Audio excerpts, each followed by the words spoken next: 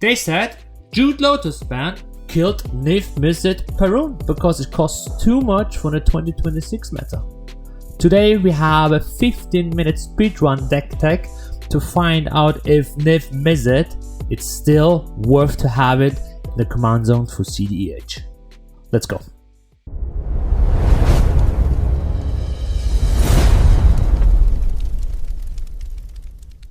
Hello guys, welcome back to Wincon Ready. Thank you for tuning in. Niv-Mizzet Parun is really special to me because he was my first commander and also my first cEDH commander, and is also the logo of this channel basically. So I want to do a short deck tech video to give you all quick information what you need to know after post-ban Dockside and Jude Lotus, and he's actually still worth to playing if you like to play something different. Okay, I would say let's jump into the 99 and have a look what Niv-Mizzet is doing, and then 15 minutes, not more. So Niv-Mizzet Parun, he is a 3 blue 3 red 5/5 legendary dragon wizard, and his abilities, this spell can be countered, which is awesome. He is flying, he's a dragon, and whenever you draw a card, Niv-Mizzet Parun deals 1 damage to any target. Whenever a player casts an instant and sorcery spell, you draw a card. So because this is a cEDH channel, everybody knows this card. Most of you hopefully knows this card.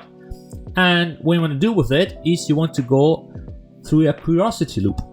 So I'm going to tell you now what the Wincon is, and then we're going to split it up on there's the timestamp down below, and you can skip whatever you want to know about this deck, and what you're going to do, how we get out Niv-Mizzet as fast as possible after the post-ban. I'm going to explain you now the Wincons. We have Wincon Ready, haha. So there are 3 Wincons. We want to go a curiosity loop basically with that. So we have 3 cards for it. You have Ophidian Eye, Curiosity itself, and you have Tandem Lookout. These 3 cards have the same basically ability, and they only say the Curiosity is like the enchanted creature. Whenever an enchanted creature deals damage to an opponent, you may draw a card. Which means every time you draw a card, you ping 1 damage.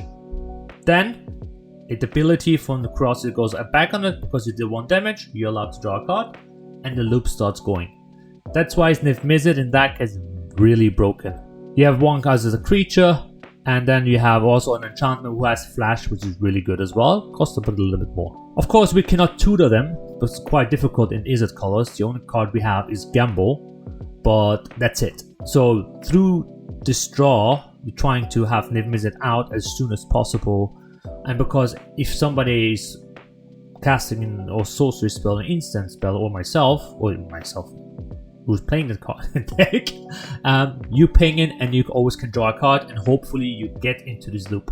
Jude Lotus Dockside ban, yes it is. So how are we trying to cheat Niv-Mizzet out as soon as possible? There was always a card, and it was never, it's like a, how should I say it? It's almost the Black Lotus. Yes, and I'm talking about this card, Lotus Bloom. You think, huh? Why Lotus Bloom? It has to spend 3. There is a possibility to cheat this card out. Let's say, what is our main goal? To have Niv-Mizzet out as possible, right? To be realistic, you wouldn't have it in turn 1, turn 2, probably turn 3 or turn 4, but your main goal should be having Niv-Mizzet out in turn 3 and present a Wincon basically in turn 4, turn 5. So this is more like a control deck.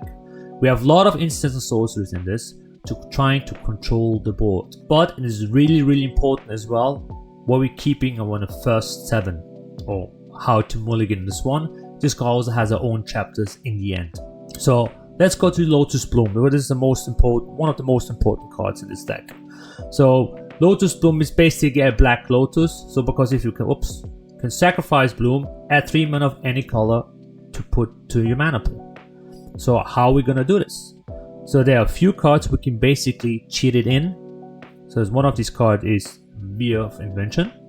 So it has Improvise. If we have artifacts, we can tap it cost less, but in that case we don't need it. It costs 3 blue and X. We don't need the X, so we only need the 3 blue. And why? Because it costs, Lotus Bloom has no mana costs. So basically, in the turn of your card, in the end step of somebody else, before it's your turn, you play this card, and you can basically cheat Lotus Bloom in with 0 mana costs. This is the one hand to get it. The other one is reshape. You have to sacrifice an artifact for this one. You pay X, sacrifice an artifact, and then if you're sacrificing, you're gonna exchange the card to have Lotus Bloom on the field, or the same goes with transmute artifact. It actually does the same thing as reshape. This is one of the ways to get Lotus Bloom out as soon as possible, and this should be our main goal, to have Lotus Bloom as soon as possible, because if you want to have Niv-Mizzet on the board in turn 3. Also, we have Goblin Engineer, which helps you out to get Lotus Bloom into the graveyard, and the next turn is you sacrifice another artifact and you're gonna put something with converted mana cost 3 or less from your graveyard to the battlefield. This is also a way to go through. So everything goes around the Lotus Bloom. So we got that, and let's go quick through our creatures, what we have, why we have them. So we have Ashling Insight. It is a great new card and addition from the last, what was it? Yeah, Lori. So there you go.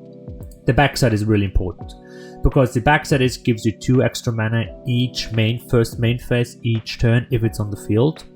So you can gives you cost 2 less, Niv-Mizzet costs you 2 less. Then we have Transmute, yes, for 3. You want to get out Tandem, you can looking for Tandem Lookout or Feed-Eye, which is good. That's why we don't have Imperial Recruiter in this. We don't need it anymore. Then you have few stuff to generate mana as fast as possible, like you need treasure tokens. So we have Generous Plunderer, you have Magda in it, if you commit a crime. Then you have Scuzzbag, Scrounger. I'm testing it out, it's not too bad. Also creates your treasure tokens. Reckless Barbarian is also good, sacrifice you get 2 red, and of course the Monkey. And Vivi is a must add on in each Izzet deck, so I don't need to explain you about Vivi in this deck. And a little bit of protection with Spell's Guide. I'm testing this card out, Irma. I'm not sure about it. I have it inside, so basically it comes as a copy in the first combat step. It's gonna be a copy of another target creature you control. So you can copy it, this one, next turn it's still, you get an additional treasure on that one. Or as a Scrounger, same as well. And we have a Simon Spirit Guide. Let's go to the sorcerers we have in this one. So we have like a little bit of board removal, and we have like reshape, transmute artifact to get Lotus, wow, that would be nice. Lotus Bloom, sorry. And a little bit of card draw engines for 0 mana cost. And of course, Gamble. Next goal, let's go to the instant. This is why we're trying to control the board. So basically, there's only a bit on just interactions in this one. We're trying to interact to keep us alive, to be main focus to control the board. And our life count is not that important, but in the end, it's largest of counter spells. There are a few the standard counter spells like Force of Will, Force of Negation, Deflecting Sword, and Pact of Negation, but also with really some free interactions like Submerge. You need to trigger Niv-Mizzet if it's on the field if you don't have mana left, Commandeer to control. Not everybody has it in the list, but I'm using this because everybody playing a lot of red. Underworld Breach Lines is really dangerous. Ral, you have some stuff. I have Blue Element and Blast in it. No, not a lot of people playing it. I'm playing it, my recommendation.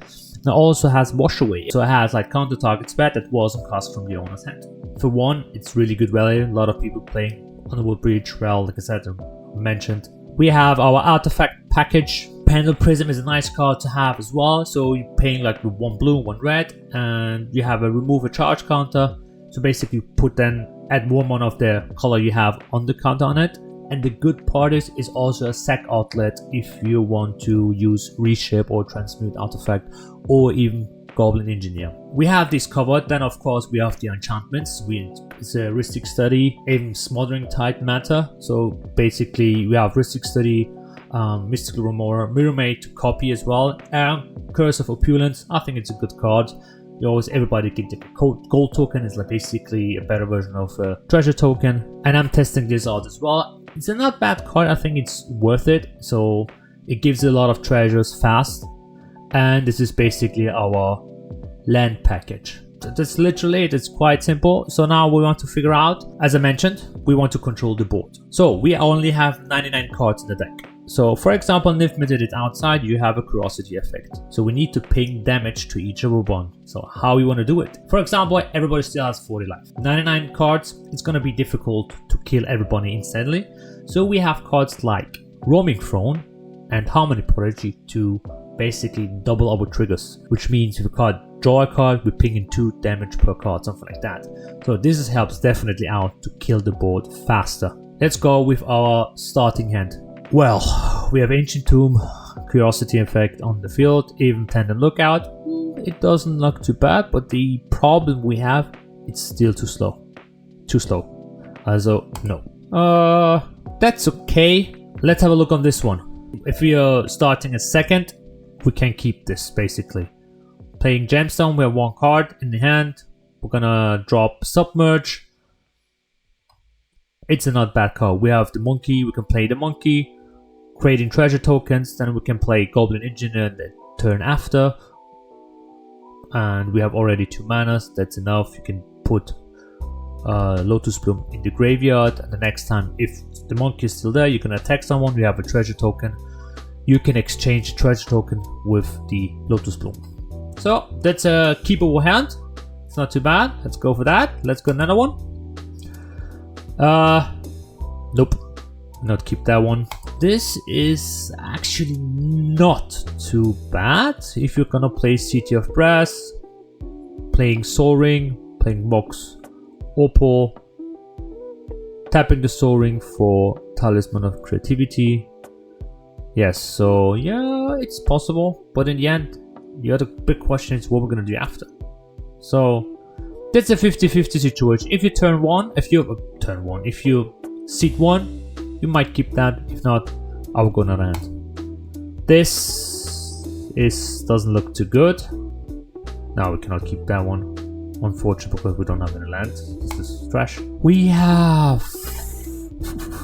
Yes, this is also very bad. First hand. Are we gonna keep this? We are going to keep this. Why? Well, we have Weir of Invention then. We have 3 mana pips over here already. So that shouldn't be an issue. And also we have Rite of Flame outside as well for later on to put Niv-Mizzet on the board. So this is a really good hand. That's good keep for the first 7. Let's have another look. Let's get another one. Yes, definitely. Play this one. Chromox, pitching, minor step, minor misstep. Got a back, got a pit, bolt bend. Choose wisely, but I think the blue one is better because we need the blue colors. So we're gonna put this. Have 2 red counter, 2 mana. Next turn we can play a Scalding Tarn. Tap it, play it. Yeah, that's actually good. Let's have a try it. As you can, it gives understanding. We keep that hand. We draw. We're playing a land. Play Chromox. Pitching. Minor misstep. Let's put it in the graveyard now. It's called actually to exile, but it doesn't matter. We have already 2 cards in hand. What we can do, we can try it out already. Tap this. Tap this as well as blue. But it doesn't make it even faster. We still have to wait anyway. So I will keep that at the beginning. I don't want to go with the transmute right away. So wait next turn. Let's go to the next turn. It's turn 2. We got another land. Okay, good. Let's play Dane, losing 2 life. And then whatever. We're gonna tap this as well. Sack this. Play transmute artifact. We have 1 mana left for any interactions, but we cannot use this anyway. And we're gonna fetch Lotus Bloom out, put Lotus Bloom on the field, then close and shuffle. So we have already 4 mana left. Yes, as you can see, next turn, there you go. Then we're gonna play our land for turn. And then you see, it's turn 3, we can play Niv-Mizzet. Sacrifice, tap, goes to the graveyard, playing Niv-Mizzet uncountable. Turn 3, it's possible, so don't say it's not possible. 15 minutes! I hope it's gonna be 15 minutes. If not, I'm gonna shut it down to 15 minutes. I hope Niv-Mizzet Parun gives a little bit more insight after post-ban in the current cEDH meta. How much I would gonna rate it, how is it actually worth it. I love Niv-Mizzet, I would give him a 10 over 10. But realistically, it is a 6, I think. Because Kinnan, Sisse, even Sisse, yeah, Roxai, Blue Farm, they're all like 8, 9. They're like high tier commanders, tier 1 commanders. But I want to know how much you're gonna rate Niv-Mizzet in that case. Lower, higher even, I don't know. And In my description you will find my Moxfield link, and I'm also gonna put that into my primer. And there's also a very cool Niv-Mizzet Discord. This is a TDH Discord from Niv-Mizzet. I'm also good at putting in my description. Shout out to them. And thank you guys for watching. Like and subscribe, and I hope I'm gonna see you in the next video. Have a good day. Peace.